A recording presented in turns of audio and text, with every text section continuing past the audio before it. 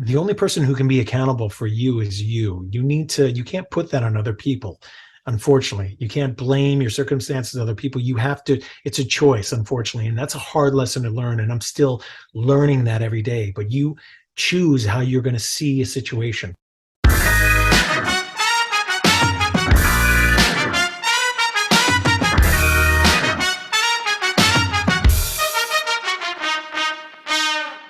Welcome to the Funny in Failure podcast, a podcast that celebrates failure and shines the light on the emotional side of comedy, with yours truly, Michael Kahan.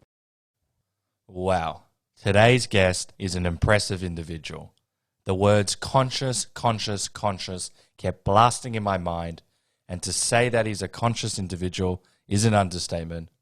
Tahmoh is humble, caring, insightful, compassionate, and a genuine human being.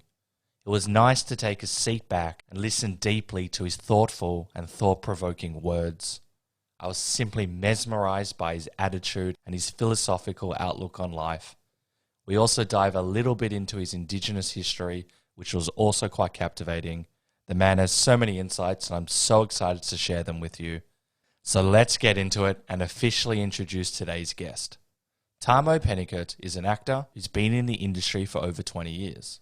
Currently, he's playing the cult leader in the wildly popular Netflix miniseries Devil in Ohio. He has an extensive resume, including the critically acclaimed Battlestar Galactica, as well as a legion of television and film leads and guest stars, including Dollhouse, Man of Steel, Two Hearts, Supernatural, Altered Carbon, Rehab, Trick or Treat, Continuum, Cold Squad, Strange Empire, Justice League, Gods and Monsters, Deep Six, Bomb Girls, The Sinners, Taken, Riftworld Chronicles, Castle, and Smallville, just to name a few.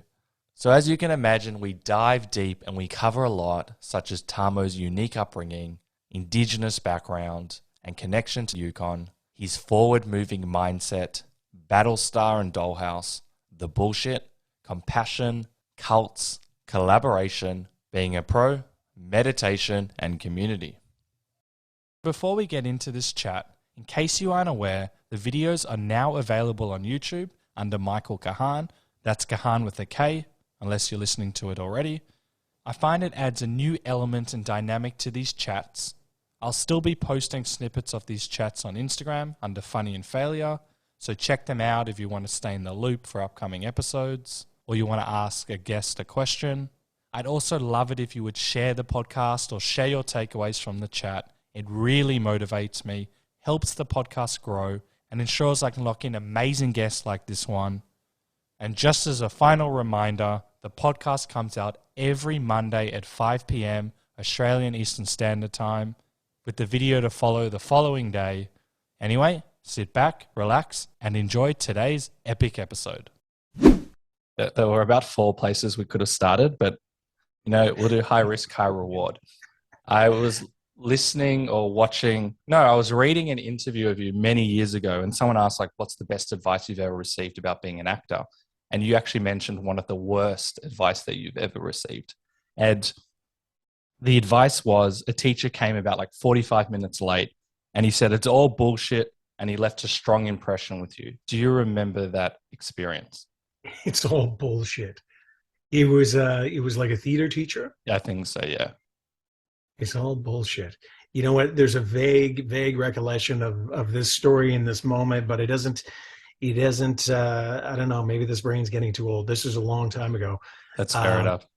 Listen, when you've been doing this a long time, especially initially when you're a young actor and you're eager to hear as much advice as you can, especially from people that you look up to so much, veterans, actors who are older, they've had experience, you really, at least I did, and most of the young actors I knew, regardless of how confident they were, they're eager to hear that sage wisdom that's going to come from some elder veteran who's been in the business, who knows, who's going to give you a little gem that's going to help you get over all that anxiety and make you a better performer. We're always looking for that.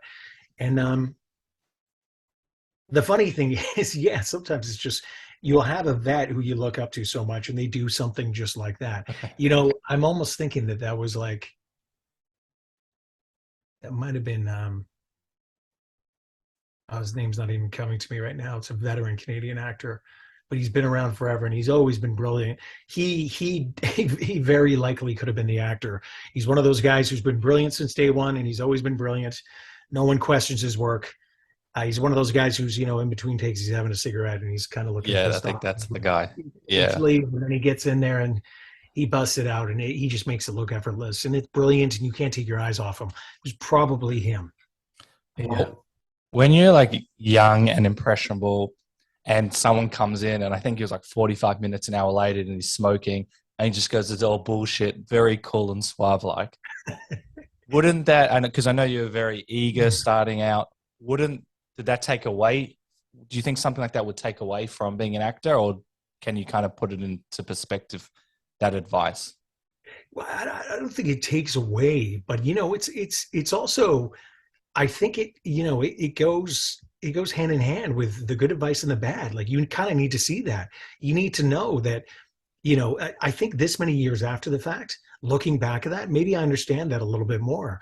Like, some of these guys who've been through it for so long, so much of the film business, and when I say film, I mean anything in this medium, television and, and film, is a lot of the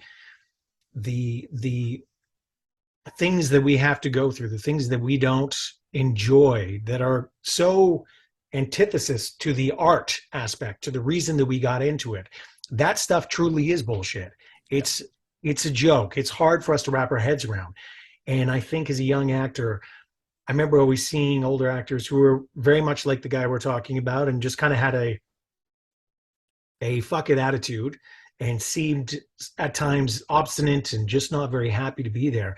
I think after years in the business can be very, very difficult and trying for most actors, even if they've had a successful career. It really plays with the head. The fake people, for me, growing up and being, raised the way I was, something that was never easy for me in Hollywood was all the fake talk. And this is a cultural thing too, between the States and Canada, but I can't just lump the whole nation together. It's a Hollywood thing. Hollywood, and anywhere. If you're from small town, wherever, and you arrive in Hollywood and you have some incredibly charismatic shark, whether he be a publicist or a manager or an agent or what have you, talking to you in a seemingly very condescending way, and you're trying to discern what they're actually saying and what they actually mean, because none of it sounds true. That's difficult. I remember my first big series in the States, which was Dollhouse, right after Battlestar. And I would have some producers come up, the Fox studio, and they'd be like, oh my God, I saw the dailies, you and Eliza, amazing. Oh my God, you looked amazing. And after a little while, I couldn't help it, because I was like, I don't think that person saw anything, because I actually haven't even shared an episode with Eliza for a while. This has been the longest break that we've had, and this person's talking about, so when it happened again, I remember asking, I was like, oh, which scene was that? And they were, oh, the one with you and Eliza. I was like, well, of course, yeah, that. But I mean, was it the one where, and sometimes I would make up stuff, and I wasn't trying to be an asshole, but I felt so condescending. I hated it. Man, that aspect of the business is really difficult for me. And then after a while, I kind of let go of some of that anger. I'm like, this is the way they speak. They communicate. This producer is already planning the fact that I could potentially be beneficial to their career. It could be a reciprocal thing. Potentially they give me a job down the road. But the way they were brought up and the way that they've seen the business done, and the way it's probably always been done, is to placate actors and to keep them happy, and to lie to them, and to stroke their egos. The problem is, after you've been in the business a long time, I guess you get better at reading between those lines. And what you're seeing is somebody just talking to, like a child, and lying to you. And it doesn't land right. And back to the point of our veteran actor who's like, it's all bullshit, having a cigarette, I'm showing up late because you guys can wait, and I'm that good, we're not going to do a couple takes. Well, Nick Campbell. Oh, that's his name. Classic Canadian actor. Yeah, veteran. Amazing. one of my values is like authenticity and communication. And, it's hard to communicate with everyone and, hit the points because you don't know who they are. And sometimes, that's an art of getting to know someone. But it Yeah. would really frustrate me if I'm hearing all this noise, regardless of people saying how good I am, but it's not real because it Yeah. can also delude our sense of self. You mentioned the ego, but it would just drive me nuts because you don't know what's real. And you're someone that's, I'm gathering you're a bit of a truth seeker as well. And I would imagine, as you said, that's really tough trying to navigate it. Is it a lot easier for you now? Do you block it out? How do you kind of cope with it now? I think it's easier now, and I would argue that maybe I don't get it as much now. I feel like because I was younger and I was having success at the time, and I was still, I think I was in my early 30s at the time. Um, yeah, I mean, it's still there, and I just don't think it would affect me in such a negative way. Obviously, as you get older, you get more wise, and you chill the hell out a bit. You learn to not let things trigger you so much, especially smaller things.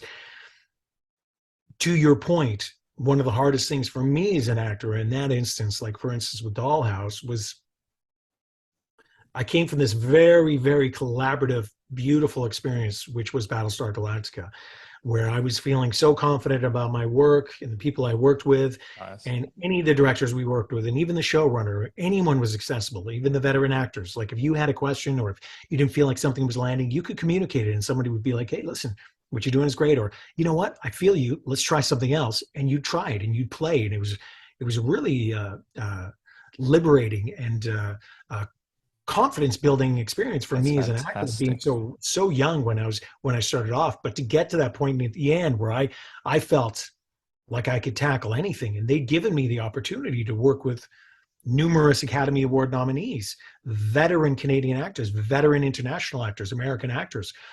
uh, when you work with people like this and you deliver and you learn from them, it gives you a lot of confidence. The unfortunate thing is, I went to do this amazing show with the talent that is Joss Whedon.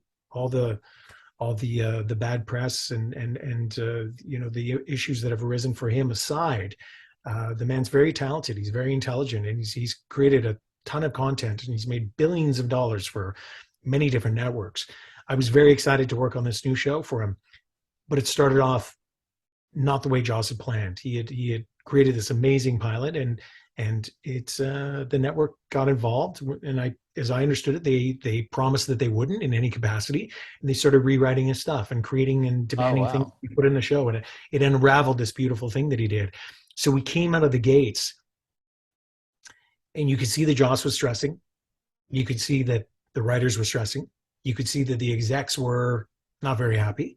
You could feel the tension. So I went from this family into this new one, hoping that I was going to bring almost a veteran type feeling to the show. There were a couple of new young actors on the show who were very talented, but it was their first series. And I was like, listen, I'm coming in with this experience.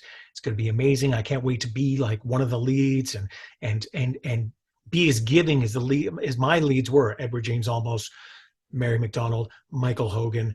I want to, as much as I can, I want to give the same way that they did, because I was so, I was always so touched by it, and they were so gracious, and they were such incredible people. And I didn't have that opportunity, and there was no communication about that. And God bless the talents who worked on the show. Joss's brother, Jed Whedon, his lovely wife, Marissa Tetron. There's a Jane Espenson, talent upon talent with the writers, but I didn't have any communication with them. I didn't have any collaboration with them. So you'd feel the tension of the show, the things that didn't work. But as an actor, even though I'd come out of Battlestar so confident going into Dollhouse, you start creating stories in your head. You're like, oh, is it me? Am I not pulling my weight? Do you know what I mean? But I feel like most people were feeling that. There were a couple of people, like, um, uh, Harry Lennox is a veteran African American talent powerhouse. He's so good. Harry's done everything, and he's from the theater. He's very intelligent, very well spoken. But the few opportunities that I got to talk with Harry, he always brought me back down because I could tell that he'd just been in the business so long. He didn't let that stuff get to him. He was always so chill and cash, and it's It's because he'd been in the mastery. business a long time. Yeah, he'd been. You could see that he didn't let things get a rise out of him, and he's very careful. And I even watched the way he talked to producers and stuff. He was cordial and he was polite, but he was very professional, and he wasn't giving too much. But that said, in a long-winded way, that was just for me. That was I'm still learning from that experience because a lot of people expected that show to go at least 3 seasons, and I think we were deserving of a third season. But at the end of the day, I just have to be grateful that we even got to finish the second season. The show had so much potential. There were so many talented actors on there, and if you really think about it, the premise that Joss came up with, he was the first to do it really in television, and that idea has since been taken numerous times and embellished and changed into something else. But I guarantee many people took from his idea and made their own. So yeah. I definitely agree, and it's still spoken about now. It's kind of like crazy, a show that ended a little while ago, 2 seasons, and it's still spoken of so highly. But in Well, terms they of put it up like, on Disney again recently, and it's oh funny because really? I haven't seen it since it aired, and my partner and I, my lady and I, just started watching it, and it's really a trip to go down memory lane because it's been like 13 years, something like that. What do you like rewatching yourself many years later? Well, to watch this many years later, it's funny because a lot of the scenes I actually don't really remember. Some of them are smaller, so they weren't significant enough for me to remember. Yeah. But I was pleasantly surprised with some of it. Like some of the scenes, to my point before, where I talked about like maybe I'm not delivering, maybe they're not happy with you know what I mean? I saw some of the scenes and I was really happy. And Oh, then that's funny so enough, awesome. yeah, and then funny enough though, there were some scenes that I was like convinced that they went really well, and I saw them and I was like, oh, that wasn't the strongest, and it actually caused me to remember what was going on in my head as a performer at that time. Yeah. Well, that could Yeah, be a great learning curve as well, even though it was done so many years ago. 100%. And yeah, that's part of the reason I'm watching it again. I'm learning and I'm appreciating, and it's a little bit of actor therapy, right? Ooh, can you expand on that? Is this like a confidence building for you? I think it absolutely could be in some ways because again, out of all the shows in 20 years of career, that was one show that was just there was so many expectations. There were so many expectations.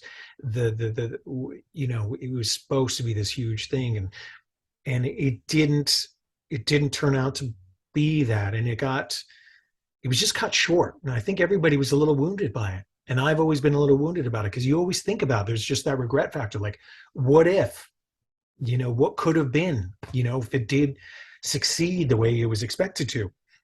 Do you mean because we Watch it can? again. Good. It's therapy, man. That's I'm gonna rewatch it. I've watched bits, but Yeah. it's very interesting when you talk of terms of like regrets. Like you obviously played a pivotal role, and I've heard actors on this podcast talk like I could have done more, I could have done this, and maybe that's true, but would have led to another season. I'm not really sure about that. I'm not there. I'm not sure what the roles are. There's so many different cogs in the machine. But does that hold you back, or is it more about enjoying the experience, soaking it all up? Or do you think if I did this, we could have got a 10th season or whatever? No, I think I'm realistic, at this point and after many years, it wasn't on me. I wasn't the weak link, but as an actor, and I would argue most actors think this. You're going to have opportunities where you can create that in your head, Mm, especially when you're dealing with nerves and anxiety about going in and a show isn't going well. When there's an overall sense on the show when you're there, there's just this unspoken thing. Anybody knows if coming again because the other end of the spectrum for me, coming from Battlestar, we're all walking around on set with a hell of a lot of swagger because things were going damn well, buddy. You know what I mean? yeah. Every other week there was another article like Battlestar Galactica, one of the greatest written television. We were doing well. Maybe the numbers weren't huge, but we had the critical acclaim that a show could only dream of. very early on. Time Magazine after our first season was like, this is the number one show on television. It was groundbreaking. It was new. So by the end of the season, the end of the series in the third and fourth season, we were all feeling really confident. So again, it was the opposite end of the spectrum for me. So when I went to this Dollhouse thing, don't get me wrong, it wasn't always like that. There were beautiful moments and there was work. I'm a very observant person. I would argue most performers are, and I could feel that tension. And you just knew that it wasn't going great. And also because there were too many cooks in the kitchen, you could feel there'd be a great episode and there'd be one that followed that was like, oh, okay. Do you know what I mean? Yeah. It wasn't as good. It came out of left field. Like it just seemed like it didn't work. There wasn't a real flow. And, this is a tough business. And, for a show to survive, it's really, really got to deliver in the first couple of years, And again, I think that was just as a result of too much network meddling. Fox will probably never hire me again after this, but it's it was many years ago, and you did a great job. It was a lifetime ago. Yep. Yeah, it was 20 years ago. I'm just saying, from what I've heard, from what I understand, Joss was very much told and assured that he was going to be able to do his thing 100%. Yep. But right out of the gates, they were like, no, we're going to need you to do this and maybe do this and add an explosion, maybe a sexy scene and, this and that. And Joss was just, yeah. It's kind of interesting, like going back to what we spoke about truth and people like blowing steam up our ass or the ego component. And we think we've got one thing and then we've got another thing. And I guess that's also what you're talking about in terms of like the bullshit of Hollywood. Yeah. At the end of the day, it's all about your art. And then you have all of these other things. You've got the politics involved. You've got, maybe there's rude people on set. There's just, you've come in pure, and I know that you studied and you're so passionate and you also had an amazing experience on Battlestar, but there's all these other things and you're talking about the tension. As an artist, you just want to perform. Was that hard for you early on to kind of deal with all of that noise, or once the camera was shooting, you could get back into it? I'm sure it was still impacting you. Yeah, it was challenging. I mean, it was definitely challenging at times. There were times where I was very much just thinking too much. But again, I felt like a lot of us were. Do you know what I mean? I felt that, like because I'd been in the business for a minute at that point and come off of a successful series and watched such capable veterans like Mary McDonnell, Edward James Olmos, and even like really like if I'd see them talking to one of the showrunners, what have you, and I could, in not a creepy fashion, but like eavesdrop a little bit or kind of get a wind of what they were talking about, I would try to, because I was trying to learn. And often they would share it with me. I remember like saying, Mary, like, hey, is everything okay? Like I'd see her talk to one of our showrunners or one of the writers or the producer or the director at the time. And she'd be like, oh yeah, well, this is what happened. And she'd tell you openly and you could tell that she was sharing it with you because she just wanted you to know as a performer, as a young performer, these are the battles you have to fight. And these are the ones that you need to just let go. And that was, and it's again, testament to them. And I was always trying to learn. So, I could see some of the other writers, like for instance, some of the writers on the show, a couple of them were my age. They were my peer group and they were a little bit younger. And I could just tell when they were dealing with stuff as young writers on a TV series are. It's high pressure also. And, I'd discuss things with them and they'd be like, yeah, things aren't going so well and this and that and what have you. And anyway, so it's impossible for you to, at least it was for me, to just completely ignore that stuff. But ultimately, it was a real lesson in just trying to be present with the work and being a professional and coming through, because life is always going to happen, man. Your dog might get hit, grandma might pass away, you get in an argument with your significant other right before your biggest scene of the day. That's life. It's not going to change. And, as actors we're taught, and, it's easy to forget sometimes, but we need to use that. You need to bring it in. Sometimes your best work will be as a result of that. And, I've since really tried to remember that. Life is always happening, and you've got to take whatever is there, and whatever you have to compartmentalize. Really, there's certain things that you can deal with, and you can give precious brain power to, and then there's stuff you have to put aside because you need to focus as a professional and deliver. Oh, okay. We're going to pigeonhole that because there's so much gold in there. In Yeah. terms of the collaboration side, and I've used the example before. I've had a few guests that had like somewhat recurring roles in Seinfeld. I know on Yeah. Battlestar Galactica, Wow. you're very heavily involved in that. And naturally, when you've been on an enormous show like Battlestar or Seinfeld, the next gig, I know you got Dollhouse, and that was still a pretty big deal. It's natural to compare, and you had this unbelievable experience of collaboration. It sounds like people genuinely wanted to help each other, which is very rare. Sometimes people just want to do their job, and there's nothing wrong with that. But in terms of Nothing like wrong with that. leadership and people trying to help you, like the example you just gave, you're kind of gaining this huge wealth of experience, and you've just started out. How, if you have, now that you've done so many other things since then, do you naturally compare to Battlestar? What's kind of like the relationship there? Do you let go? This is It's a new it's experience.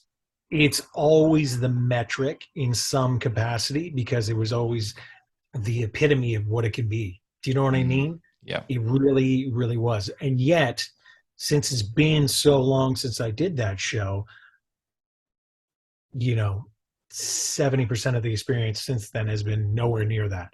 And that's okay. That's okay. I can't always be holding on to that. It's not something that I'm doing. I'm pining for the past. And if anything, it just makes it more precious and more beautiful.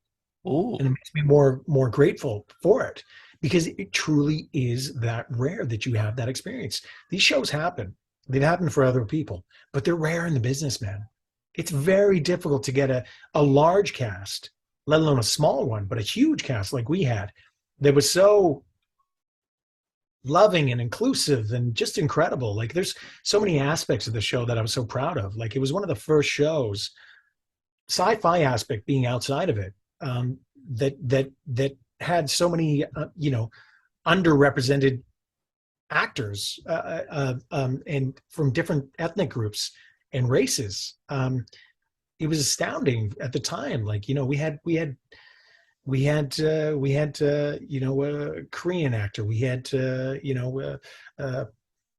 indigenous actors, we had African Canadian actors, we had women in leading roles, we had African Canadians, we had so many different people of different backgrounds, and I was really, really proud of that. Now it's finally we're getting to a time where there's a real concerted effort to really showcase and to focus, hopefully at least to do more, to tell more of their stories, some of the minority groups, some of the underrepresented groups. And that's exciting for me to see after 20 years, but it took a while. But Yeah. to know and recognize that we were one of the first shows to really do that. I'm proud of that aspect. I'm proud of the fact that so many of the actors from that show have gone on to have very successful careers. And I know that the writers and the creators of the show really, truly influence so many other creators and young ones and old since, because I've had so many people, regardless of the show I've worked on, say, listen, huge fan of Battlestar Galactica. And I wear that with honor. I wear that with pride that I was a part of that beautiful piece of art. It's good. But again, it's not all just about Battlestar now. I've had beautiful experiences, and any actor will tell you, just, even if they've done theater, sometimes the production is shit. Sometimes the story is crap. The writing's not very good or what have you, but you might bond with your cast and crew in a way that you'll never forget. Like I've had beautiful experiences since. They're not the same as Battlestar, because Battlestar was its own thing, but I've had shorter experiences with actors, and as any performer will tell you, as you well know, when you share that ride with other creatives, with other actors and writers, what have you, you'll always have that bond. Once you've gone through that experience with somebody, you'll always know each other in a very intimate and special way. And you might not see them for 15, 10, 20 years, and you're like, you're going to greet them like, you They're know, your family. your family. Isn't that so nice? Because often, regardless of acting, we can look at things in the past and go, those were my heydays, or life's never going to get as good as that. But what you're saying is you still cherish it, you still think about it in a positive way, and it can still inform how you work. But you still kind of have the mentality of, regardless what's going to happen with this production, I'm going to find some positives. I'm going to bond with someone. Maybe I can improve my craft. And I think that's the healthiest way to go about it. Are It you really is. always able to do that, even when things are just not going great, the production sucks, there's so many issues? Or have you found an amazing place in your 20 plus career where, you're going to have a good time regardless? This is something, so I'll give you an example back to the Dollhouse thing. So even though it was trying, and it was feeling a little bumpy, but I kind of felt like we were at a certain point in the second season, may have been the 6th episode or something. I've told the story many times, but we were on set and there was like a 10-hander, like pretty much the whole cast was there. We were doing a big office scene in Adele's office. I could tell something was up with Joss. So I approached him and I just, kind of pulled him aside. I'm like, are you okay? Like, I thought maybe something was happening at home or whatever. And are That's you nice. okay? And he said, I'm going to make an announcement here soon. I was like, oh, fuck. When he said that, I knew. I was like, oh, this isn't good. Something bad has happened. It's likely the show. Sure enough, he's like, listen, guys, I hate to say it. Fox has let us know that we're done. But they're going to let us finish the last 7 episodes. So we're going to finish the season, which is a wonderful thing. A lot of people, a lot of the younger cast, a lot of people really like hurt, upset, wounded. And I remember right when I found out, I had a moment and I was down about it, but I also said, okay, well, I've got a real opportunity here to enjoy every single moment from now on. A lot of the pressure's off. Now it's about enjoying these amazing people that I've worked with, this amazing cast, this incredible crew, as much as I can for the next 7 episodes. 7 episodes is a significant amount of time. We've got a lot of lovely time to enjoy. And I remember saying to some of the other actors, some of the younger ones who were really upset, I was like, hey, we have a ton of time to work together. These are going to be amazing episodes. We can do our best work. Let's go for it. Let's enjoy Stakes are gone. yeah, and there were some episodes, I remember at the very end, we were 14, 15-hour days. People were fucking exhausted. You're getting cross-eyed, right? You're so tired. You're doing action scenes. It's over and over and over again. People are getting irritable and pissed off. And I'd just be like, I'd make a joke. I'd tease someone. I'm just trying to keep the energy up because I'm like, baby, this is all beautiful. That plug could have been pulled. Episode 6, that could have been day 1. That could have been your last day. That happens all the time. We got 7 episodes. Let's enjoy it. And I try and remember that. So back to your point, sometimes it sucks, man. It's trying. You're not getting along. Maybe you're not communicating with the director or the producers. You're questioning your own work. You're not vibing with the other actor. There's so many factors. There's technical issues. They're not getting the scene. You've done the scene brilliantly and they can't get it because there's goddamn hair on the lens, or there was a sound, or we've got to do it again, or we lost, that stuff happens. You got to stay focused as a professional. You got to bring it, and you got to cut out the noise, man. And you got to be on point. You've got to be a pro, and you got to bring it. You got to show up. Professional aside, you've obviously you'd love this. This means so much to you, but you've obviously had some form of training to do with your mindset and your positive mindset. Even going back to the start, if people are saying you're the best thing in the world, and you spoke briefly about like your upbringing and how didn't sit right with you, but it can be quite easy to be corrupted. But it sounds like you've always been like a positive person. You know who you are, what you're about. Doesn't mean that there's been like a journey of like self-discovery. Is that something that was instilled in you, like from your family? Were you born with it? Do you have to work hard at it? Is it even something you think? I've worked hard, just like anybody, man. It's my mother, God bless her, was taught me how to meditate at a young age, and meditation really, really helped me very trying and difficult times in my life. And and conversely, there's been times where it didn't. And that was really hard for me because it was always something if I truly committed, I would get some clarity. It would give me, it would calm me down. It would put things in perspective. It was always a beneficial thing. But I remember going through a period just where things were really trying, and I wasn't, the meditation wasn't helping. Nothing was really helping. That was difficult for me. But that's life again. And there was lessons to be learned in that.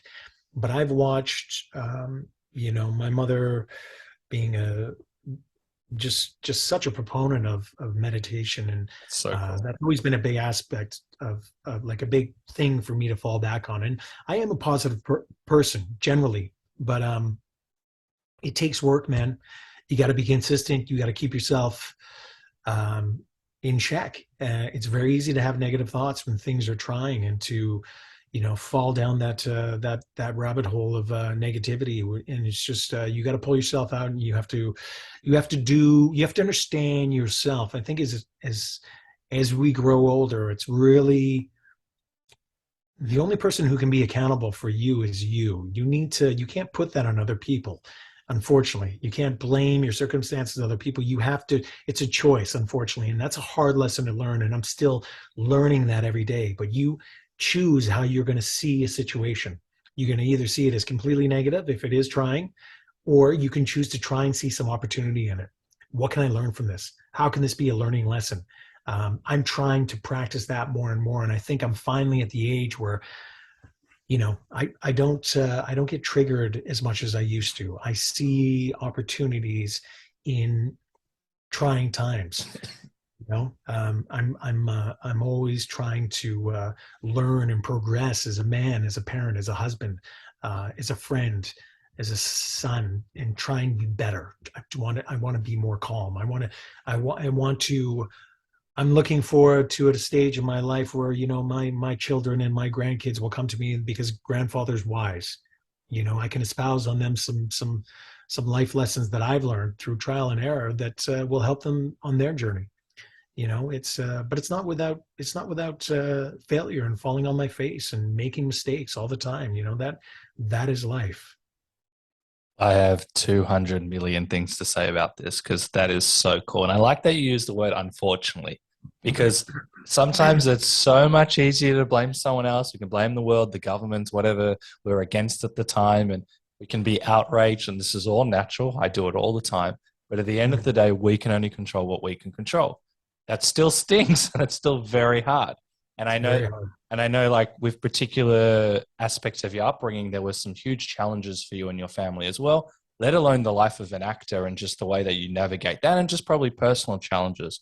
But to come back to you and doing the work, it's so much easier, we think, not to do the work and blame other people. But then as that accumulates, that life is just going to be so much harder. Will always catch you up, and it's holding you back. And then Mm, you become you're an adult, and you're wondering, why the hell am I still dealing and still stressing over the same things and dealing with the same problems I was 20 years ago. yeah. It's a short ride, man. You want to be progressing. You want to be tackling those things that are challenges in your life, and dealing with them head on. And it's often the scariest thing in the world to do that, but we have to do it. That's the journey. And back to the question too, like, I think there's a real there's a real journey for all of us too. And again, I'm speaking personally, but from what I've observed, you need to understand yourself and what works for you. Yep. Do you know what I mean? Like, Everyone's if so music, different. everyone's so different. If music is your savior and it brings you joy and happiness and clarity, well, then get more music in your life. And when you're struggling, go back to the music. Go back to the things work for you. Me, for instance, I've always been passionate about martial arts and exercise, and I get a lot of pent up energy, man. I'm a warrior. I'm a warrior spirit. I come from a long line of warriors on my indigenous side, and maybe even my British Welsh side. And I need to move that energy through me. And when I don't do it, when I don't have the diligence to get up before a 13-hour workday to have a workout in, Oh. I'm more irritable and short than I normally would be. Exercise is my medicine. It's huge therapy for me. Vigorous exercise is, and the science has always been there, and even more so than it ever has been. It's it is that for anyone. Exercise is vitally important for clarity, for health, um, for longevity, for your system to work well. It puts things in check.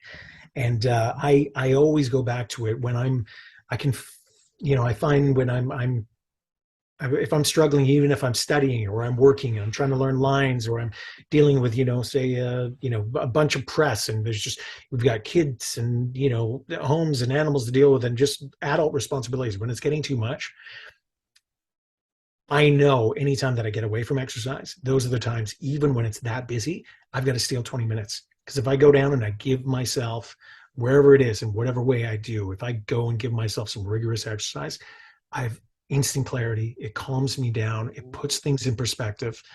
I'm telling you, man, the science is there. It's so important. I do a lot of conventions. I always have. I'm very blessed about being able to do them. But one thing I always promote to people at conventions is, man, even if you take a walk after dinner, with your loved one, or you get up and you do a little yoga in the morning, or you ride on the bike, or you go for a hike, whatever it is, you've got to do it. Everyone needs to do it. As humans, we need to move. I can't stress enough how important it is and how brilliant it's been in my life, how much of a savior it's been in my most trying times. First of all, that's very kind that you bring that up at conventions, because you don't need to do that. And I do think that's one of the most important things we can do as humans. And I've started to appreciate this because I used to exercise all the time, basketball even twice a week. And this is completely my fault. It's not a political statement. During lockdowns, I wasn't going out. I wasn't exercising. I gained so much weight. And I meditate regularly, and that was great, but it wasn't enough. And we'll get into the benefits of meditation in a sec. Now I'm getting back into it, and the clarity, the energy flow, but even just the energy, and also from a science perspective, I can talk about this for 200 years. Just it regulates all your systems. It's good for the lymphatic system. And shot of serotonin, everything gets in check, man. And it's really some people don't want to meditate. And if you don't want to meditate, you got to do what's best for you. But I've just bought a rebounder, for example. I start my day on the rebounder. It's only 4 minutes, 20 seconds on, 10 seconds off. What is a rebounder? A small trampoline. Okay. And my goodness, to start the day like that, a little bit of a sweat, it means I can still do the rest of my day. It's really getting everything pumping, and it wakes you up. The kid in you is just jumping around. I know, and it's fun. It's fun and exercise. It's great, but there's so many different ways. You've mentioned a walk, for example. I'm trying to do that every day, and some days it might be harder than others, but just making that commitment, it changes, but also more importantly, it changes the way that you see and think, because we are a body and a mind. And, you spoke about, martial arts, but I know that you do Muay Thai, if that's how I know everyone pronounces it a little bit different. You mentioned off air that you also have a special cabin where that just kind of heals you. And I heard in older podcasts that you would go away, and I don't ever think where you were going away, you had electricity and you'd just be at one with nature. And my goodness, that excites me so much, where you can just be at one with nature without the electronics, and that will completely balance you. So I've said a lot, but can you tell me about when you go out in nature and you're really with nature and what it does for you?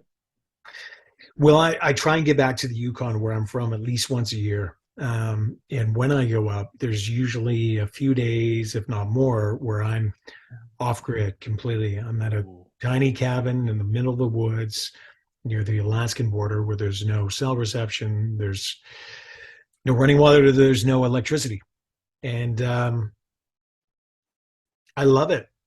There's elements of it that are scary when you're sleeping in the middle of the night and you hear a bang outside and you hear animals scurrying around or what have you. It's bear country too, man. When I was a kid, Yukoners used to always joke about it, but it was a real thing. When I was a young child, there were more bears in the Yukon than there were people.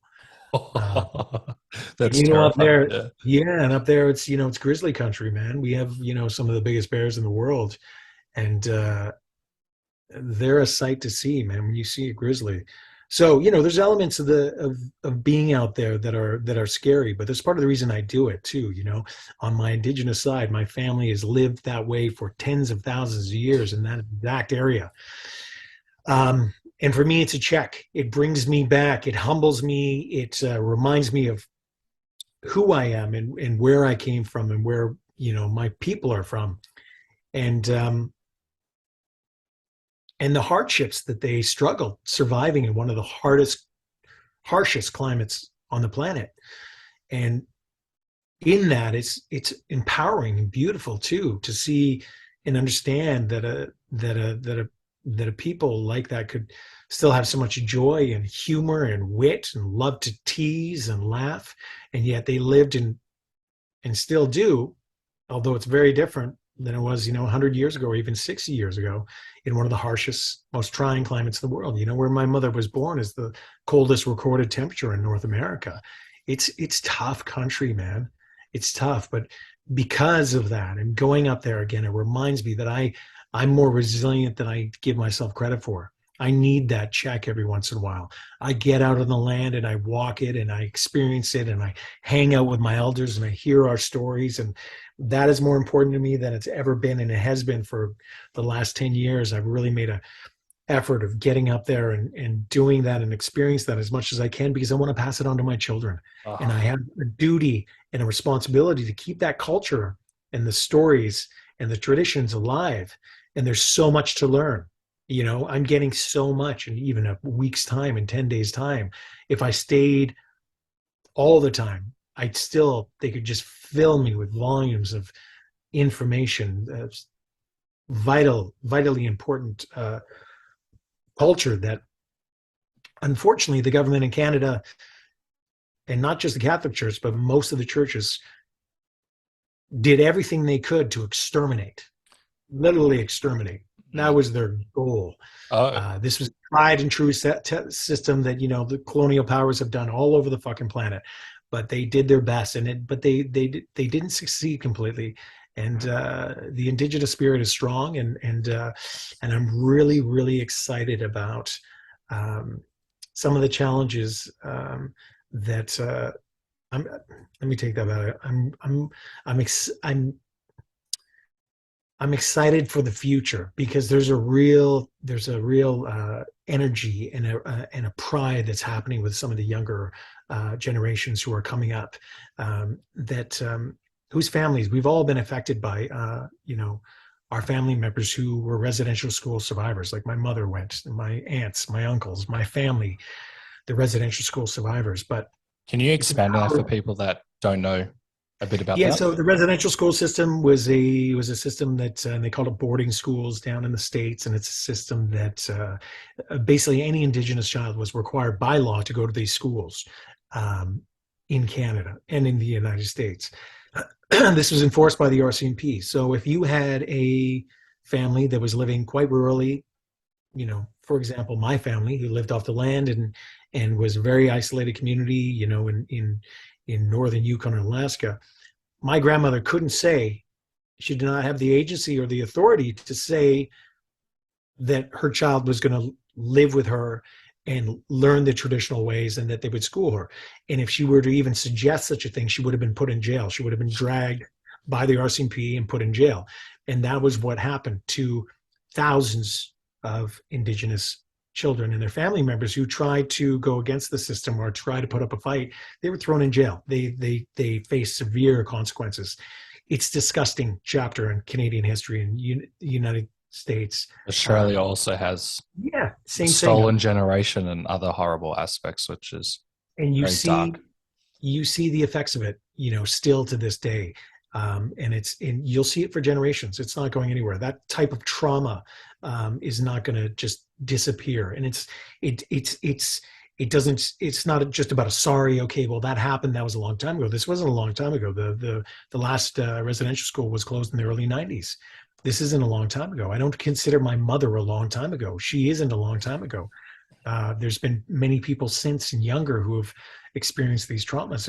And the fact that we're at 2020 fucking two, and it's just now that we're really in this country, the government is finally coming to terms with and working actively towards reconciliation. It's infuriating in some ways, but I am encouraged. The positive side of me has to be encouraged, and I have to think that we are going to achieve this at some point.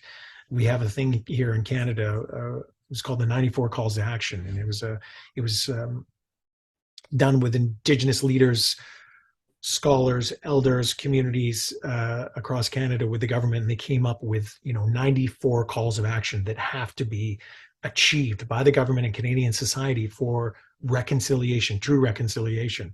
And some of the things they're moving forward, and in other ways they're failing completely. It's not something that can be achieved immediately, but again, I have to be positive. Holding that space.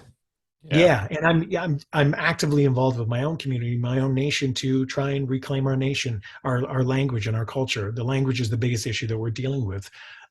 It's all the Indigenous speakers. So many of the elders, including my grandmother and her generation, have passed on. We've only got handfuls of actual, true Indigenous speakers. So we're doing everything we can to mitigate the loss of more culture and more tradition and lore and music and stories and who we are. And that's an important chapter in my life. I'm happy that I'm really contributing now, and I have been for a number of years now. I'm just I'm driven every day that it's imperative that we have some success in this area. And there's a big part of my heart and my commitment and my drive that knows that I have to work as hard as I can towards this, because it's just vitally important for the next generations and for my children and their grandkids. And I'm again, positively, I'm looking forward to the fact that we're gonna do some good things. Okay, that's so exciting. And regardless of some of the horrific things that you've said, but your attitude and mentality towards it is very important. And in my very brief, I don't know, every culture is different, but I was very blessed that my parents got me to spend probably about 3-4 weeks with the Indigenous and learn through them. And, Amazing. at the time you're like, oh, I just want to go to the beach holiday. And this was actually like probably only 5-6 years ago. And my Wow. goodness, it just in terms of we could talk about this for 1,000 years, and there's other things Good. I've learned, but what springs to mind is the spiritual knowledge, the human connection, and the knowledge of the land, especially the knowledge of the land, because we are forgetting that. And I know that I've heard you speak about this before, but even like the way that we, with technology and how we've kind of lost the way, well, we definitely have lost the way of the land and how to look after it. We hear those words, we don't actually know what it means. And that was one thing that I took away very profoundly, but also the deep connection within communicating with people and how it's not just necessarily words, it's that like energy interaction. And we can learn from all cultures, good and bad. Obviously, there's not a bad one, but you know what I mean? It's very important to keep that up. To your point, though, I find it really interesting. And it's sad, but at the end of the day, I'm happy that we might be coming full circle in some aspects. I respect science, and I love and encourage the support and the belief in unbiased and uh, science. It's an incredible thing, and it's astounding the passionate scientists and people who really commit to a certain field and some of the discoveries they can make. But there is culturally, unfortunately, with a lot of non-Indigenous scientists specifically, this idea that they don't respect and they don't allow for the fact that there's an immense amount of knowledge and wisdom that Indigenous have across the planet. I read the most ridiculous headline recently, and Oh, no. scientists suggest that the Earth is actually like a living, breathing being in a sense, like it's one thing. I read it and I was like really? No shit, like Mother Earth? Oh, Oh, I thought you were gonna. you assholes just came up with that idea? I thought you were going the other way, and I was thinking in my head saying that it's not connected. I was like, okay, how do I navigate that? But it was astounding, and I couldn't believe this was a prestigious British magazine or something. Scientists have discovered it suggests that the Mother Earth is a Groundbreaking. living, breathing being, and I was like, no shit. Well, you guys are fucking brilliant. Yeah. Ask any indigenous in any culture in the world, and they'll tell you that Mother Earth is a living, breathing, that we're all connected. Yep. It's one of the most important things that we have lost touch with in modern Western society. Everything is connected. It's all connected. This is where we've really lost touch. That's why things are in such a dire way with the environment and our ridiculous, insatiable, destructive practices. Right? It's all connected, man. It is all connected. That is some of the teachings that we have to learn. Indigenous on the planet have always been the keepers. They've been the land keepers. They've always been arguing what seems like, if you look at it at surface, a seemingly simple thing, like we're saving the trees, the water is life, all these things. You're not delving into it in a deeper way. If you truly go full circle, if you get some of your biases aside and really understand it, you understand why they are, because they're doing something that has been practiced by humans for thousands of years through trial and error, and they know what works, and they know what's required, and they know specifically what doesn't work. And a lot of these mining practices, a lot of these practices that we have with agriculture, with Destroying the crops. it's destroying everything, and it's dangerous. And we need to respect and revere the knowledge keepers and the indigenous elders out there who understand and who have suggestions and ideas for how we can heal things and make things better, and create more sustainable ways of keeping this planet alive and healthy for future generations. Because it's all about them, man. There's a responsibility that everyone's just kind of said, fuck it. You know what? Place is screwed. I can't do anything. So I'm going to continue being that asshole who litters, who doesn't recycle, or who doesn't. And I know, there's, sometimes you have arguments with people like, well, only this much is recycled. The point is your attitude about taking responsibility. Yep. And that breeds. Exactly. You have to think of yourself. There might be 8 billion of us, but we're all, it's a tribal attitude. You have to think about how are you treating the next person beside you? Because if you're not contributing, and you're not contributing as much as you can and in a healthy way, and by not littering and by not doing things that are harmful to the environment, you're contributing in a positive way to your community. And if you say fuck it, and your attitude is like, I don't care and I don't need to contribute in that way, well, there was a time where you would have been punished for that in a very severe fashion with your community, and that idea should be always on the mind. Sorry for cutting off. It's like, be the change you want to see. It's also contagious. And, we spoke about how the planet's all connected and our consciousness is connected without getting too out there. And the more that it's spoken about, with anything, spoken about, felt, it actually is contagious and people pick up on it. And 100%. I've written down 80 points and we won't be able to go through all of them, but I think you said something which was very interesting. You said now it's more important than it's ever been for you. Is that in terms of like kids are getting older in terms of age, or has there been something that's connected you more than previous? I think, it's being a parent. It's being a parent I always knew that I would be a parent. I take that responsibility very seriously. I've got children. They're the most beautiful, precious things in the world. I'm so blessed that I have these 2 wonderful little creatures who are such individual little spirits. They're such unique individuals themselves. They're so not me. They're themselves, and it's beautiful to see. There are aspects of them which are like me, and I know that I will influence, but I know how important it is that I guide them as best as I can, that I provide the example for them so that they are the best they can be, and they can be the best parents they can be, and they can be the best partner in life and contributing member to society and community and family member. It's all by example. I think about how much I was influenced as a kid by my family members, my mentors, uncles, aunties, grandparents. You spend a lot of time at my age thinking about that. You spend more time doing that. I lost a lot of elders in my life and family members who really made a big difference to me. And sometimes it's as simple as, I always say this to my dear friends, like some of my best buddies who don't have kids. I always remind them, and this is very much a from my indigenous side, but probably in most cultures in the world, they would agree to the same thing. But I'm speaking personally from my own experience, but like how important the uncle role is. I always remind my best buddies, I'm like, this role is so important. And I always use the example. I'm like, truly think back to that one uncle that you always looked up to. You can probably remember just a handful of things you did with him. Maybe in the time he took you to the movie or the sport game, or he took you for a walk, or he sat you down when your dad was mad at you and had a talk with you. And, but you'll never forget that.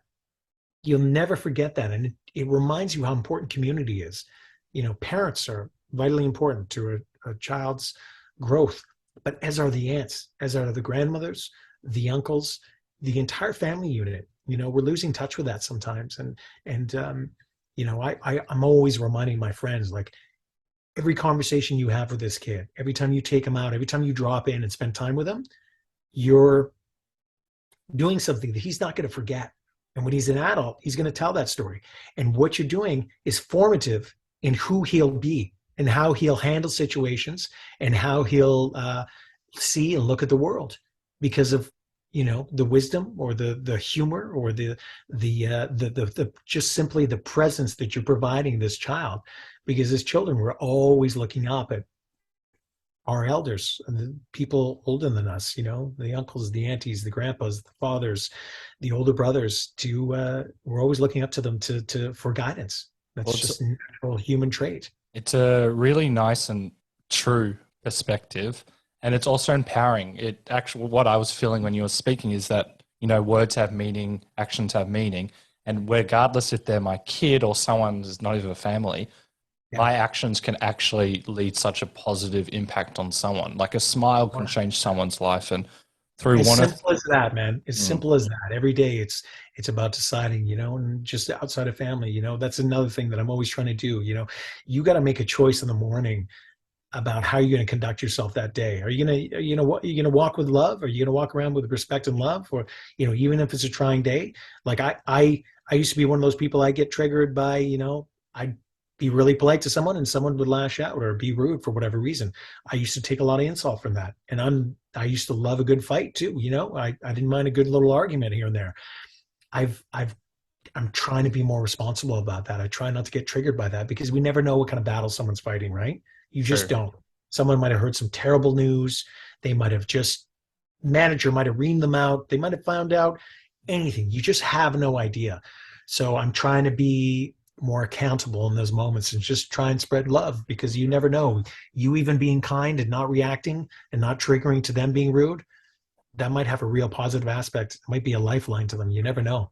In my very brief experiences of doing this, but I have this a reminder to do it more, that when I have shown like inverted commas unnecessary kindness, even though there's no such thing as unnecessary kindness, someone will be like, oh, thank you so much, I've been going through this, or if someone, or even when you're having like an argument, like I was like, hey man, is everything okay? Like, yeah, I'm so sorry I treated you this way, I was going through this. And it really just, yeah. I think we've all got that tool, and also to realize that 99% of the time, the person doing it towards us is actually going through their own stuff, which makes it a lot easier. Don't always do it. But I wanted to tie up, well, there's actually one thing from my brief experience with one of the tribes that I met. I've also got this amazing book, which I've already forgotten the name, but they taught me a concept of it takes a village to raise a child.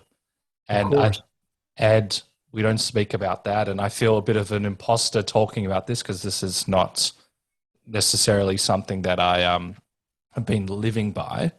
But in terms of that village, of how every single person plays an important role. And, at this time, community is the most important. And you might not necessarily be the uncle, for example, but you can still help someone in some capacity. And that, knowledge and kindness is kind of key to helping the world rise above whatever challenges we're going through as a world. I think that's crucial. It really is, man. All of those points, I agree with everything you're saying. I wanted to tie, because we could speak about your culture and your heritage for at least 10 years, no joke.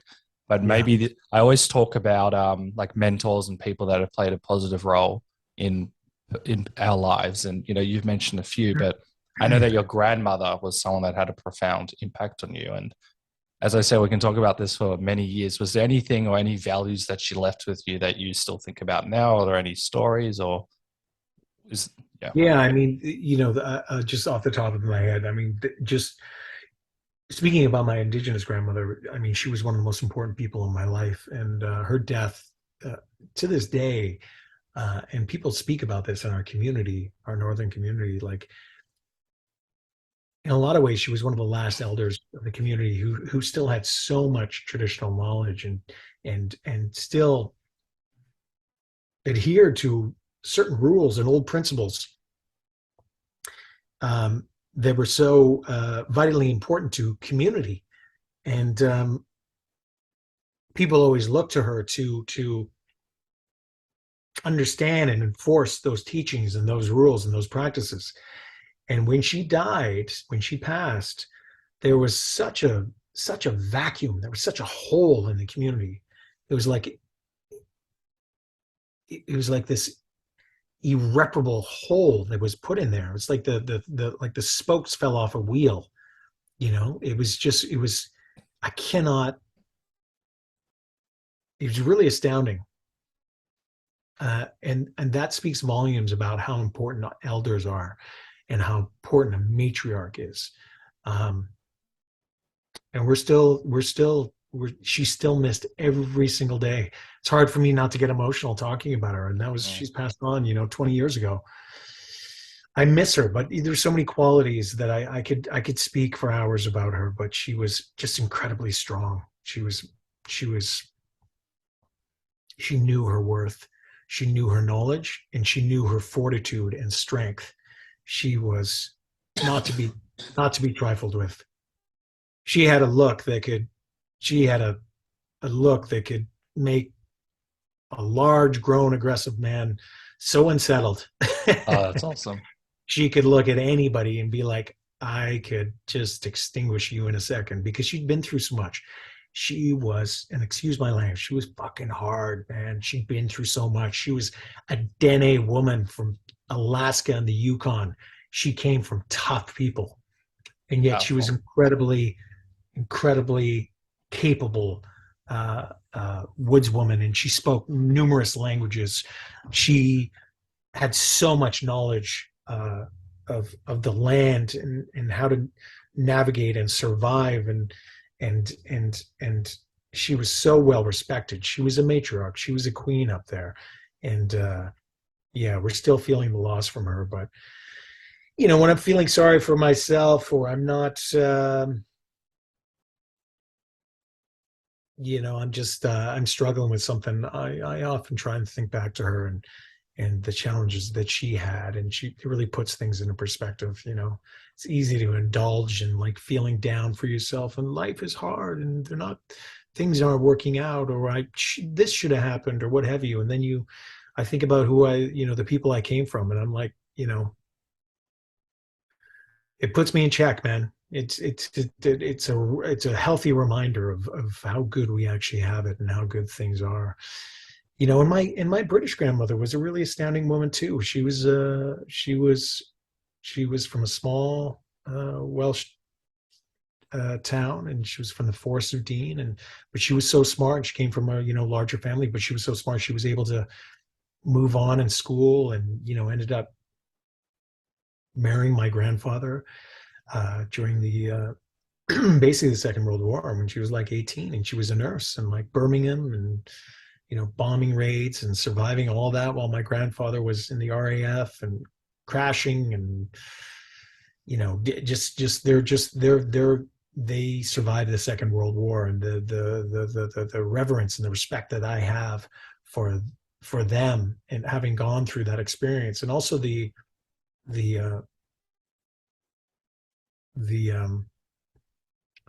what's the word I'm looking for? It's the admiration, and I'm still astounded at how such young people could have so much bravery, and so much focus, and just such unbreakable spirits when facing a world war, and being bombed every day, and not knowing if your husband has survived or family members, and But I don't know if there's ever been a just war, but this Second World War, if any, I mean, the enemy and what they were fighting for was very, very clearly apparent. And I think in some ways that's probably why a lot from that generation were able to move on afterwards. They knew very clearly what they were fighting for. Mm. And we wouldn't be living in this world today that we are if they hadn't sacrificed as much as they did and been so brave and incredible. And I've just never forgotten that about, that side of my family either. It's so awesome. And, even from that side, like from my Jewish upbringing, to show, and also from what you're saying as well, is that like humans are more capable than we think we are. And it's so nice that you've been able to have these experiences, but more on top of that, that you've been able to learn from it and that you've actually been able to listen, which I can put my hand up and say many times I haven't been necessarily listening to people much smarter than me, but for you to be able to take that on in a positive way and want to share it with the world is incredible. There's one thing that I wanted to tie up before we do a rapid fire segment. We're now back on. We spoke about meditation. For me, very long story short, it's been like life changing. It's how I write. I do it every morning. I don't want to do it every morning, but it's become a habit. You were taught by your mum, which at a young age, which I'm jealous of in a positive way. Yeah. What has it done for you? I know that we can also talk about this for 10 years, but how's it helped done you? for me? Well, I think we've spoken on this a bit, but it's just really, as you just spoke on, for me, it gives me a lot of, it gives me clarity, but it can be so subtle at times, but it seems subtle, but it's significant. And you realize how significant it is because it can just calm you down. Like even, I just feel my heart rate slowing down. I feel like things settling. One aspect of life that so many of us forget about is how important breath is. Just breathing, and that to me, the practice of conscious breath. You're in a stressful situation, even in work and acting, getting back to breath practice and meditation has been a lifeline for me because whenever you're in a stressful situation, there's so many lessons you learn as a young actor, but you forget about. But it's like so much comes from breath. You can be really struggling with a scene, like, maybe it's not working, the choice isn't working, you're struggling with the other actor or the circumstances. And sometimes it's as simple as just taking a breath. No matter what, just always remember to breathe, don't freeze up. And meditation is one of those things. It's just it reminds you that breath is life. It's focus, it's clarity, it's artistically liberating. Things come from it. You can be improvisational, you can give you clarity. It's just it drops things down, and it's really essential practice for me. And it's really hard at times, as like it's like, oh, maybe I'll do it later. I know myself well enough. I'm like, just do it, get it done, even if it's a shorter one today because the schedule is tight. Get it done, and I'm always better for it. Yeah, it's such a, I always thought it was a bit of bullshit growing up not even growing up, just I was like, why would I do that and just close my eyes? But just from meditating, I actually came up with the idea of the podcast, and that's how it's been developed. And doesn't Beautiful. I matter. love hearing that. And it's actually how I write half my scripts now, which is a topic for another time. But Fantastic. what I've also noticed in terms of, mental health, in terms of clarity, it's brilliant. But it's also the ideas which you insinuated that they can pop up. It's through being clear that we receive so much. And it's just been such a profound thing for me, but also the slowing of the mind. And I highly recommend it. And you've added in breath work, which is crucial as well. And that's been my life and savior. And you've also gone on top of that. You mentioned previously how there were moments where it wasn't necessarily doing what it always had done, but you're channeling, maybe some of the frustration or anger into martial arts or walking and exercise. And there's so many different things that we can do because we've all been angry of many things in our life. And you've talked about positive ways to channel it as well. And as a combination, which, as I said, I still need to do this as well. I think that's a beautiful combination to really help us out and give us a bit of like space. So I We're just, all so inundated with information now. yeah, Our poor little primal brains, they weren't designed for this. It's ridiculous. And these companies, they've gotten to the point where it's next level with the algorithms. They know you better than you know yourself. They they know know exactly everything. what you want to see. They can sit there and just click you off like a goddamn zombie. I'm guilty of it myself. I can sit on Instagram and watch goddamn fighting videos all day, fighting Ah, and yeah, that's right. outdoors videos, and like tiny homes, like the most random stuff, but it knows me so well. And I'm just like struggling to get off it because I can just lose minutes seeing there. And that's a scary thing. We're inundated with information. There's so much coming at us. You can't get away. If you don't reply to an email or a text within minutes, people are insulted. They're like, what are you doing? Are you there? Is everything okay? It's too much. It's too much of it. It's a wild, crazy world. And even those of us who are think that we're capable of dealing with it in an okay way and everything's fine, it's catching up to all of us. I think you could It's got really, a hold.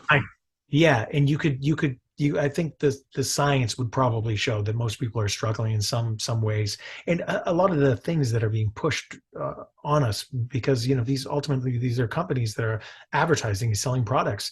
It's making us think and focus on things that are not healthy for our brains. So again, back to meditation. It's good to just shut that shit off every once in a while and just like push away the clutter. They've done the studies, man. Lifetime meditators, their brains are in such significantly better states as they age than non-meditators. There's no dispelling that. The proof is there. They live long, healthy, clear lives, and I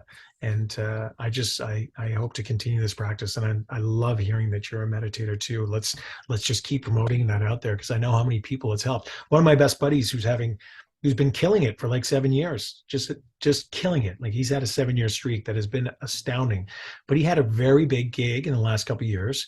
It was really, really challenging to him. He was shooting it during the pandemic and he was struggling and he was by himself in a new city and there was no one there and he couldn't hang out. He'd go out on the streets and it was bare. And he kind of fell into the meditation. I just gave up on him years ago, like trying to tell him to do it. But he found it again. He found it himself, and he started doing it. And he said it was his savior, man. It really, really helped him, and it made me so happy to hear that. It's a superpower, and I've seen obviously profound experiences on me, my girlfriend, and she doesn't. I don't know if she'll appreciate me saying this, but she started meditating and profound very quickly as well. And not just as a gentle reminder to people that may have started or they're doing it.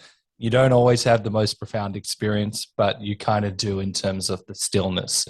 It comes in ways that we can't necessarily consciously perceive. Yeah. So what we're going to do now is a very quick rapid fire segment to wrap up the podcast. Okay, rapid fire.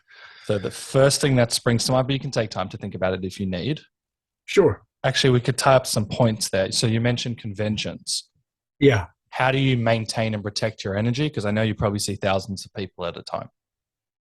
Through experience. I've done them for so long that I know exactly how to pace myself. And it's still trying at times, but I've done them for so long that I know that I can pace myself and give this much energy where I feel like it's a true reciprocal process and experience for the fan and myself. But I have to also gauge that on how big the convention is. And there's differences. If it's a really big one, then I have to give a little bit less to the overall group. But I'll try and make up for that in my panel, which is always my favorite thing. If I have a good Q&A, it's a beautiful experience. So that's just me on stage. So I try and mitigate that difference. I'm always trying to make it feel like for me and everybody else that it's an equal exchange, that they're happy and I'm happy with the experience. It's very kind. You could just take the money and be like, oh, thanks, and sign up. But I could be, but I don't know if I'd be invited back. And I truly enjoy it. These fans have stuck with me even in the slow parts of my career, and they're the reasons that I've had the success and I'm still around doing this professionally. This one is also a topic which we can dive into, but I feel I'd have to ask you this. How do you deal with the rejection, the no's, the maybes? Oh, we'll see. You didn't get this job. It's one of the hardest things in our business, man. And there's no there's no one answer that helps anybody or everybody. I'll tell you this, I've been incredibly blessed having a loving partner who's helped me through some dark times when things have been really trying and it doesn't seem like you're getting the work and you're doing the right work, but nobody's responding. That really helps. And also, just remembering, and I've learned this the hard way, and I try not to have regret about it, but just do the work, man. Do the work. Go back to the work. Do what makes you happy and keeps you healthy. And as an artist, do the art. Don't just be doing the auditions. If you're getting rejections, get back to class. Play. Keep sharp. You got to treat yourself like an athlete. You got to be doing it. You got to be doing it. Creating, creating, creating. Whether you're doing a little skit with a friend, whether you're back in class and putting work up, keep the instrument strong. Keep, just do it, because you get so satisfied as an artist when you're doing the art. If you're just sitting around waiting for the next audition and then pining in your head while you didn't get the gig, it's one of the most detrimental, destructive things you can do as an actor. And I'm speaking personally, but I've seen it. It also applies outside of acting as well. It's actually do the thing as well. For sure. I'm not going to comment on them because I'll derail them. But what have you learned about cults through your latest acting experience? Many, many things. They can be incredibly scary, but I think the thing that I've spoken on and I've really realized, and I think a lot of people realize, is that they're very attractive. They're very attractive. People get disillusioned with society very easily, and especially this day and age that we're living in. A lot of people don't believe in government anymore. They don't believe in press. They don't know who and where to seek proper information. And when you have very charismatic individuals, like some of these cult leaders, or the people who are involved at the higher levels of the cults, the ones who are good at recruiting, they've got high social EQ. They can see and seek out lonely people who are looking for community, who are looking for tribe, who want some sort of sense of belonging. And they take advantage of that and they bring you in. And they can be very attractive, and you can understand why people get involved with them. And it's really astounding. As the actor in me is astounded by it and very curious about it, and also, terrified of it. I've had firsthand experience in the city where I've seen a lot of people involved with a very large and successful cult, which is now no more. The leader of it has been given like 130 years in prison for, branding female members of the cult. But it's when you're that close to it, it's unsettling. But it's again, and I say this respectfully to all the victims and all the people who have suffered, but it's also fascinating. The actor in me, like, I'm just like, what compelled these people? What brainwashed them to get to this point? I agree. It's an interesting, regardless of the suffering side, it's a very interesting, like, psychological phenomenon. And someone I know, he works in the prison system, and they talk about terrorists who can easily recruit people. And I was like, what do you mean? How do you recruit someone? He goes, you don't understand. It's like lice, and they have to separate them because they just get people like that. And it's, I'd be, obviously I'm not pro-terrorism. I want to put that out there, but I would love to, in some form of safe capacity, understand how that works, because it is fascinating, regardless of all the terror associated with it. I hope that's fine. Terrorism's not good. You heard it here first. You heard it. Well, biggest pet peeve? Biggest pet peeve? What comes to mind? There's just so many. There's just so many. There's so many. I can be, not to counter my point that I made before about being the Zen creature who doesn't get triggered by people, but I can be a might, and I don't. I hate it when people are rude. This isn't a pet peeve. This is much bigger than that. But one thing that really saddens me and bothers me is how it seems like elderly people are just kind of largely ignored in society now in so many ways. Nothing breaks my heart more than seeing people and kids and even adults just walk by an elderly person or not open a door anymore and help them out. Like, that's just, again, that's beyond a pet peeve, but it's just, we need to get ourselves in check here, man. Like, have some respect, have some reverence and show some love to some people who have been around for a long time and might need a little helping hand and some acknowledgement, Wise words. We've spoken about this, but maybe something else will spring to mind. What's been your special ingredient to work all these years? My special ingredient, I wish I could say, and I mean, this is a tough thing to answer with any humility, but I think it's, I'll say in all honesty, man, when I was in acting school, when I first started, and I had a late start, considering so many actors, so many people who came up in Vancouver were young actors. They started when they were teenagers and they went to school and they had a ton of experience compared to me coming from the Yukon. I didn't have those opportunities, especially in film and television. I remember going to an acting school early on and thinking, oh my fucking God, I'm in the wrong class. These guys are so good. I'm in the wrong place. I signed up in an intermediate class because I thought I was, and these guys are brilliant. I'm in the wrong, and just being terrified. It's that I don't belong here thing, which a lot of performers have. Um, and in my long-winded way, I've already forgot your question. I'm glad that you bring that up because it is important, especially hearing someone like you who's been doing this for so long and you've done such brilliant work that Oh yeah, we all success. have some of these insecurities. But what's Yeah, been your so to finish my point, the reason is the one thing that I've always had, my friend, is work ethic. I think where I was lacking maybe potentially in the beginning with talent, I knew how to mitigate that. I was like, well, the way that I can do this is by doing more class and studying more and working out more and getting in shape and meditating and doing everything I can so that I can come in as best as I can. And I got this from my father and my mother. You know, my dad has an incredible work ethic. He always has. He's when I need to do my work. So I work my ass off when I do get a job. I come prepared and I take it very seriously. So that's probably part of the reason that I'm still working to this day. People know that they're going to get a professional. And I'm That's not an awesome. ass towards that. I think generally I'm a That's pretty nice important. guy, and unless you piss me off or you disrespect me too much. I'm glad that you've got boundaries. What are you most proud of?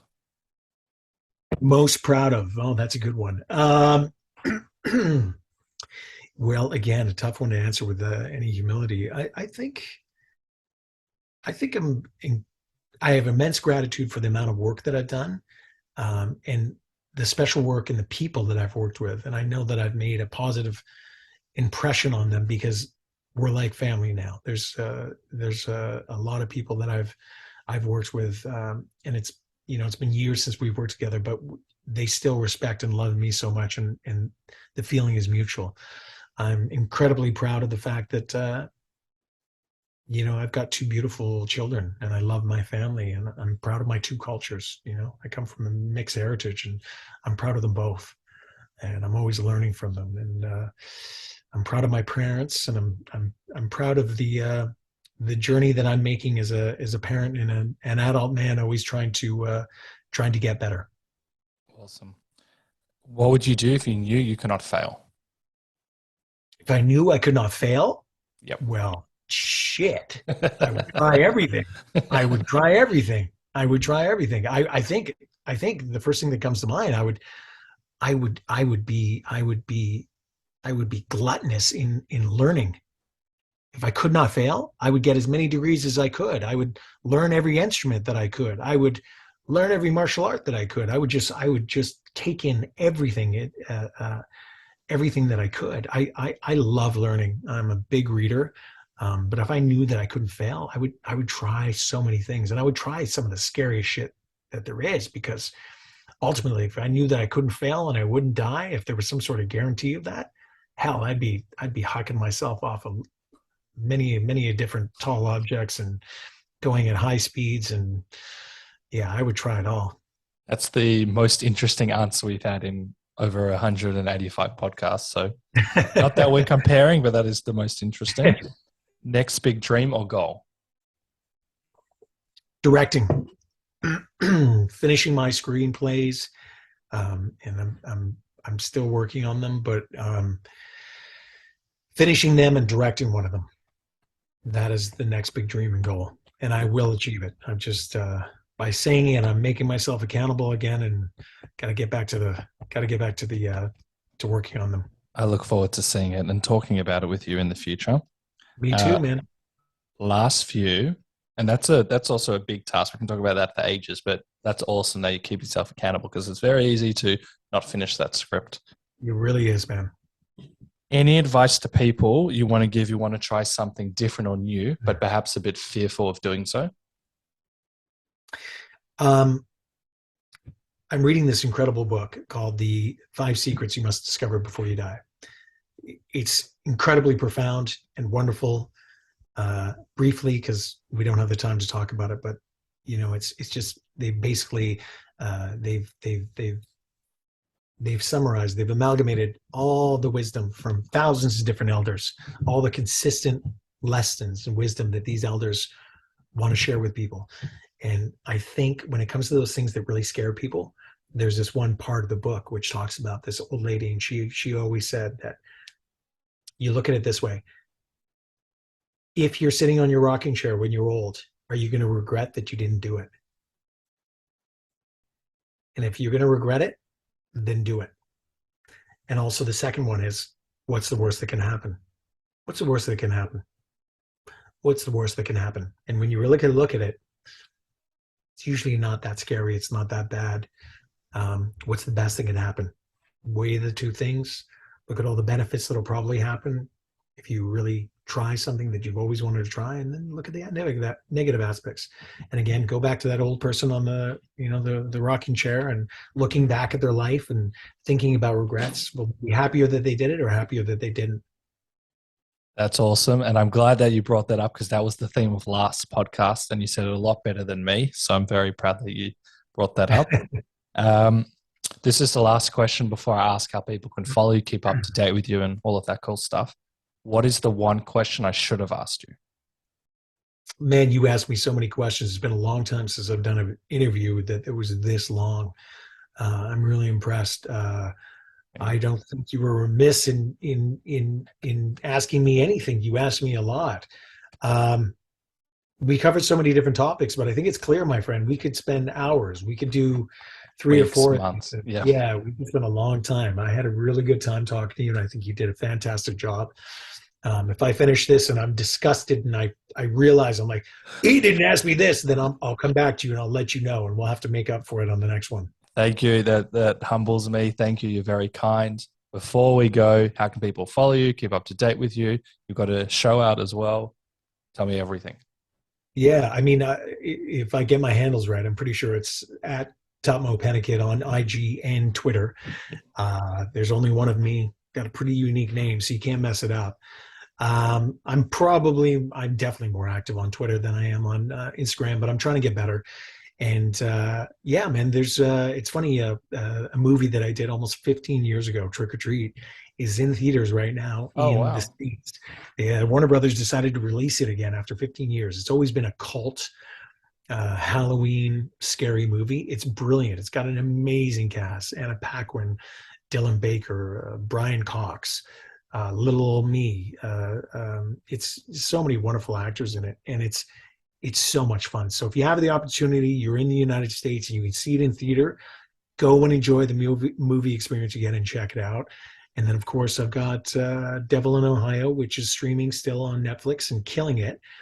1.3 billion minutes as of 10 days ago, only second to the new Game of Thrones. So being in second place to a show that is made for probably $100 million more than our show was made, that's good company to be in. And I think that speaks volumes about the wonderful job that Daria Politan did with her show, with her incredibly capable team and all the wonderful actors on it. So people should check that out. Yeah, I'm excited, man. I'm excited, and some good things coming out. I'm also I play a small part of a really good film called Sheltering Season, a film that I was the lead in, which should be released within the next 4 or 5 months, called Rehab, is coming out. Yeah, there's some cool projects coming down the line, so check them out, keep an eye out for them, and I thank everybody for all the support. You are a very humble guy. That's amazing. Your socials will be in the links below so people can check it out. You're a leader in the field. You're motivating, uplifting, and I've learned a lot, and thank you so much. We're going to have to do this again, but you're an absolute legend, and thank you so much. Yes, brother. Be well. I absolutely agree with everything you're saying. It's important that people are talking about positive and important things like we are today, and champion everything you do, man. You're good at your job, and that was a lot of fun. It'd been a while since I'd done an interview like that, and I really enjoyed it. I love Tahmoh's take on conscious breath and the philosophical nature he speaks to. This won't surprise many, but breath is kind of essential to living, and it can also change one's life. The yogis believe that breath connects us to our internal energy system. Tahmoh mentions how conscious breath has been a real lifeline for him, not only personally, but even for acting. Along with meditation and doing his craft, the practice of conscious breathing has been essential and helpful for him. Some of the benefits he espouses are that breath can ground us, can help us regulate our emotions, even deal with life stresses, as well as make us feel more alive. And I'll leave you with this by Eckhart Tolle: being aware of your breath forces you into the present moment, the key to all inner transformation. Whenever you're conscious of the breath, you're absolutely present. You may also notice you cannot think and be aware of your breathing. Conscious breathing stops your mind. Thank you for listening to the Funny and Failure podcast, exploring the deeper side of comedy.